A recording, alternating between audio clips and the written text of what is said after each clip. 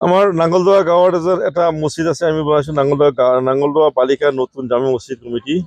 আমার কমিটির অন্তর্গত যিজন মানুহ মানে মদাহী আছিল আৰু আমি সিজা এখন কাৰ্যকৰী সভা এটা বহিছো। সভাত আমি প্ৰচিডিং আকাৰে এটা প্ৰস্তাৱ লৈছো।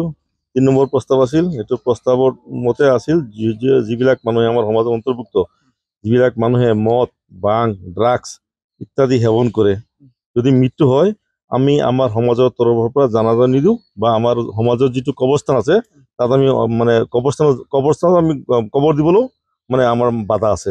আৰু যিহেতু সিজন কেইদিন আগত কৈ তাৰিখ আছিলে 10 তাৰিখে এজন মানুহ আমাৰ সমাজৰ মানুহ, তেওঁ এজন বহুত মদাহী আছিল। আমি বহুত বুজাইছো, কিন্তু মই বহুত মৰমো কৰিছো মানুহজনক, কিন্তু সি নামানি এতিয়া একদম এনেকুৱা ৰাজহুৱা ঠাইত মৃত্যু হৈছে যাতে মানে কোনেও আৰু হেৰি কৰিব নোৱাৰে, মদ খাই মৰিছে। গতিকে আমি এনেকুৱা এজন মদাহী মানুহক যিহেতু প্ৰস্তাৱ লৈছো, প্ৰস্তাৱ গৃহীত কৰিছো ৰাজহুৱাভাৱে প্ৰচিডিং আকাৰে, সেইটো প্ৰস্তাৱ মনে তেখেতে আমাৰ সমাজৰ অন্তৰ্ভুক্ত আছিল। গতিকে তেখেতক জানাজা দিব পৰা আমি দিবলৈ মানে স্থান দিয়া নাই। নামটো আছিল মানে ডন বুলি কয়, ডন বুলি ক'লে চবেই চিনে আৰু বছিৰুদ্দিন ডন বুলি কয়। শুনিছো, মইতো নাজানো, শুনা পাইছো যে সি মানে ৰূপপুৰ বজাৰত গৈছে, তাত মানে এক্সিডেণ্টৰ মৃত্যু হৈছে। যিহেতু মানুহ মুখত মানে মত আছিল, সমাজ বিৰোধী কাৰ্যকলাপ কৰা থকা মানুহক আপোনালোকে আমি জানাজা নিদিওঁ, কবৰস্থ কৰিব নিদিওঁ। নাই, আমি সিহঁতক জাননী দিম 1 বাৰ 2 বাৰ 3 বাৰ। আমি জাননী দিয়াৰ পিছত যদি সিহঁতে নামানে তেতিয়াহ'লে আমি এই ব্যৱস্থা কৰিব, মানে এইটো এটা কাৰ্যকৰী সিদ্ধান্ত লোৱা হৈছে আমাৰ সমাজৰ পৰা।